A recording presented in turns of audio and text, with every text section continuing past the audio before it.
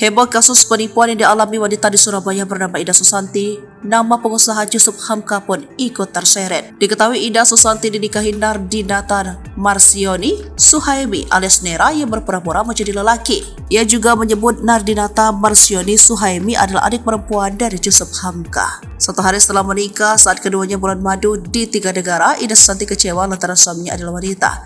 Namun saat itu Ida masih mau melanjutkan pernikahannya. Saat itu waktu mau mandi, dia ngomong, "Aku sebenarnya nggak butuh istri loh, aku cuma butuh wanita yang bisa mendampingi aku kemana-mana."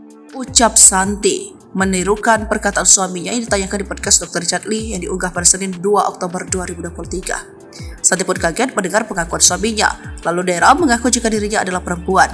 Menanggapi hal itu, konglomerat Yusuf Hamka yang namanya terseret akhirnya buka suara. Dalam podcast Curhat Bang Denny Sumargo Minggu 8 Oktober 2023, Yusuf Hamka dipertemukan langsung dengan Ida Susanti.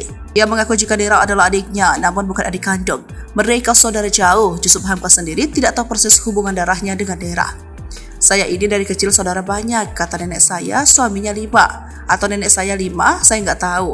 Yang satu nenek saja saya tidak tahu, bukan saya sombong. Saya ini dulunya terbuang karena saya nakal dan pindah agama masuk Islam," beber Yusuf Hamka. Terakhir Yusuf Hamka berkomunikasi dengan Nera adalah 3 tahun lalu. 3 tahun lalu sempat kontak, dia hanya bilang lagi ada di Filipina. "Kontak karena saya lagi heboh kasus dengan bank syariah swasta. Udah dan kami nggak pernah berkumpul," tandas Yusuf Hamka. Terkait kasus hukum yang menimpa Nera terkait pemalsuan identitas, Yusuf Hamka menegaskan tak akan ikut campur.